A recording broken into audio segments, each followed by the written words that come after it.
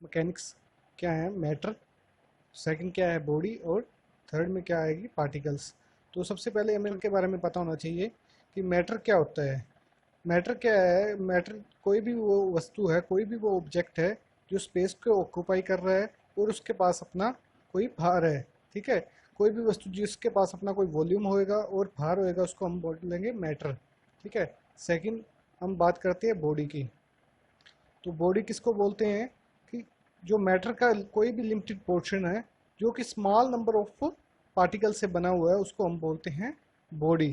ठीक है, ये एक मैटर का छोटा सा पोर्शन है जिसमें छोटे छोटे पार्टिकल्स जुड़े हुए हैं। ठीक है, इसके बाद हमें पता होना चाहिए पार्टिकल्स क्या है। ठीक है, पार्टिकल क्या है कि किसी भी बॉडी का इनविजिबल डिमेंशन, ठीक है, जो नाम मात्र इकाई है उसको बोलेंगे हम पार्टिकल। ठीक है, ये अप्रोक्सीमेटली जीरो के अप्रोक्स होती है। तो आगे हम क्या करेंगे, सम जो fundamental quantities used in mechanics.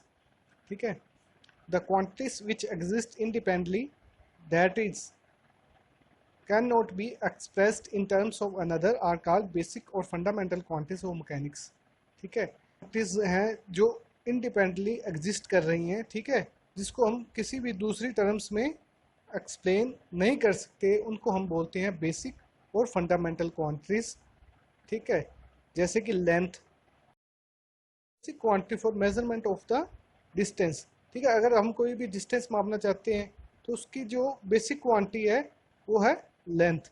ठीक है, ये क्या लेंथ क्या होती है, जो भी दो पॉइंट्स के बीच में जो स्पेस रहेगा उसको हम किससे मेजर करते हैं, लेंथ से। ठीक है, उसको डिनोट किससे करते हैं, एल से करते हैं। ठीक है, इन क्या है, मास। तो मास क्या है, the amount of matter contained in A body is called its mass. ठीक है, कोई भी बॉडी है वो कितना मैटर को कंटेन कर रही है, ठीक है, कितना अमाउंट ऑफ मैटर को कंटेन कर रही है उसको हम बोलेंगे मास। और मास को हम डिनोट किससे करते हैं, एम से। ठीक है, और मास जो है हर जगह पे कांस्टेंट रहता है। ठीक है, चाहे आप अर्थ पे हो, चाहे मून पे हो, चाहे किसी अदर प्लेनेट पे, जो मास आपका है हमेशा कांस्टेंट रहेगा। ठीक है, देन नेक्स्ट टर्म क्या है, टाइम। ठीक है, अगर कोई भी इवेंट है, अगर कोई भी इवेंट है उसको होने में कितना समय लग रहा है उसको हम किससे मेजर करते हैं, टाइम से। ठीक है, इसकी जो एसआई यूनिट रहेंगी वो रहेंगी सेकंड। ठीक है, इसको डोनेट किससे करते हैं, टी से। नेक्स्ट टर्म क्या यूज करेंगे, डिस्टेंस। ठीक है, ये distance, the total length of actual path covered by A body is called distance. अगर कोई भी बॉडी है, ठीक है, कितना वो टोटल पाथ को कवर कर रही है एक स्थान से दूसरे स्थान पर जाने के लिए, उसको हम बोलते हैं डिस्टेंस। ठीक है, यह क्या है, एक स्केलर क्वांटिटी है। स्केलर क्वांटिटी क्या होती है, सबसे पहले हमें पता होना चाहिए कि स्केलर क्वांटिटी वह क्वांटिटीज होती हैं जिसमें आप डायरेक्शन को कंसीडर नहीं करते हैं, सिर्फ आप इसके मैग्नीट्यूड को कंसीडर करते हैं, डायरेक्शन इसमें कोई भी मायने नहीं रखती है। डिस्टेंस के जो ऐसे यूनिट रहेंगे वो रहेंगे मीटर। देन नेक्स्ट टर्म अपनी आ गई displacement, the directional distance between initial and final position of a body is called displacement. ठीक है, ये भी क्या है कि जो डायरेक्शनल डिस्टेंस है बिटवीन टू पॉइंट्स, जो कि स्टार्टिंग पॉइंट और फाइनल पॉइंट के बीच में जो हमारा डायरेक्शनल डिस्टेंस रहेगा उसको हम क्या बोलेंगे, डिस्प्लेसमेंट बोलेंगे। ठीक है, यह क्या है, वेक्टर क्वांटिटी है। वेक्टर क्वांटिटी कौन सी होती है, जिसमें हम डायरेक्शन को कंसीडर करते हैं और मैग्नीट्यूड को भी कंसीडर करते हैं। ठीक है, और डिस्प्लेसमेंट के ऐसे यूनिट है मीटर। जैसे कि आप नीचे डायग्राम में देख सकते हैं कि कोई भी जो डायग्राम में हम देख सकते हैं वहाँ से उसके घर का जो मिनिमम डिस्टेंस या शॉर्टेस्ट डिस्टेंस कहें वो मेज़र करेंगे तो वो रहेगा 5 मीटर का। तो इस डायग्राम से हमने क्लैरिफाई हो रहा है कि अगर डिस्टेंस कैलकुलेट करना है तो 4 + 3 7 रहेगा। अगर इसमें शॉर्टेस्ट डिस्टेंस देखेंगे, ठीक है, वो रहेगा 5 मीटर का। ठीक है, यही जो शॉर्टेस्ट डिस्टेंस रहेगा आपका वही डिस्प्लेसमेंट होती है। नेक्स्ट टर्म क्या है, speed and velocity. speed, the distance traveled by a body per unit time without any reference to the direction of motion is called speed. It is a scalar quantity. It is denoted by s and its unit are meter per second. तो इसमें क्या बोल रहे हैं, जो किसी भी body के द्वारा दिए गए समय में ट्रैवल किया गया डिस्टेंस क्या कहलाता है, स्पीड कहलाता है। या इसको हम दूसरी भाषा में कैसे बोल समझ सकते हैं कि कोई भी डिस्टेंस ट्रैवल करने में कितना समय लग रहा है। ठीक है, इसमें क्या है कि जितना डिस्टेंस आपने ट्रैवल किया वो आप डिवाइड करोगे गिवन टाइम में से। वेलोसिटी क्या है, the distance travelled by body per unit time in a particular direction is called velocity.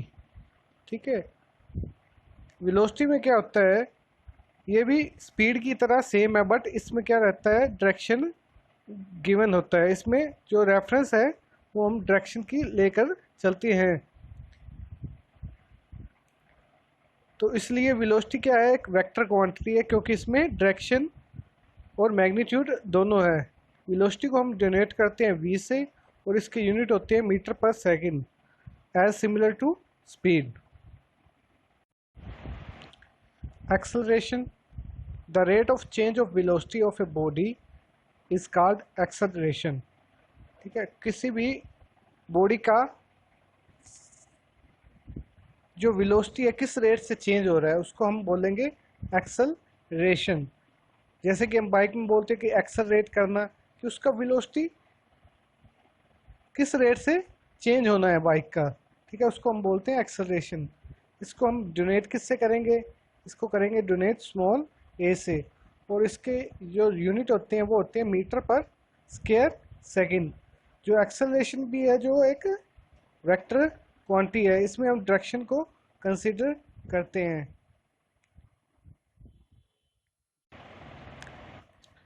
Force क्या होता है, force is the pull or push which changes or tends to change the state of rest or of uniform motion of a body. बल क्या है कि किसी चीज़ को खींचना या धकेलना, जिसमें क्या है उसकी जो स्टेट ऑफ रेस्ट, जिसमें उसकी जो रेस्ट की पोजीशन है, ठीक है, उसका या उसके मोशन में चेंज आ जाना, उसको बोलेंगे फोर्स। फोर्स किसके द्वारा डिफाइन की गई थी, न्यूटन द्वारा, इसलिए इसके ऐसे यूनिट क्या रहेंगे, न्यूटन रहेंगे। Weight, the weight of a body is force with which it is being attracted towards the center of the earth। Weight क्या होता है कि जिस अट्रैक्शन फोर्स के से कोई भी वस्तु, कोई भी बॉडी जो पृथ्वी की तरफ खींची जा रही है, ठीक है, उसको हम बोलते हैं वेट। ठीक है, जैसा कि हम सभी जानते हैं कि ग्रेविटेशनल फोर्स के कारण हम जो है अर्थ के साथ जुड़े हुए हैं। ठीक है, तो जो ये अट्रैक्शन फोर्स लग रही है, ग्रेविटेशनल फोर्स हम पे लग रही है, वो क्या होता है, वेट। ठीक है, वेट जो है वो किस पे डिपेंड करता है कि आपका मास कितना है। ठीक है, वेट को मैथमेटिकली कैसे लिख सकते हैं, weight is equal to mass into gravity. जैसे कि पिक में दिखाया गया कि मास अगर 1 kg है और अपना जो ग्रेविटी है हम मान लेते हैं 10 न्यूटन पर kg है, तो अपना वेट कितना हो जाएगा, 10 न्यूटन हो जाएगा।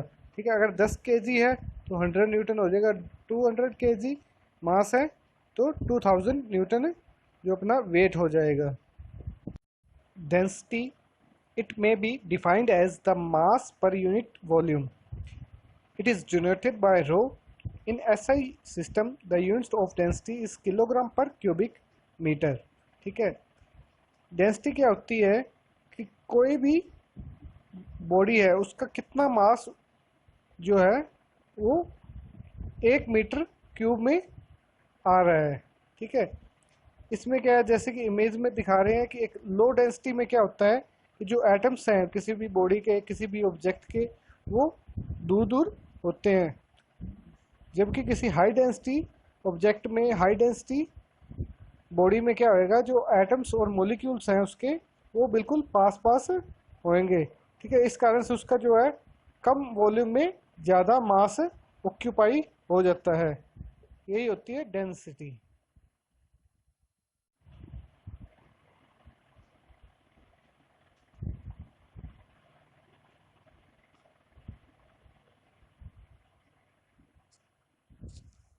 Thanks for watching.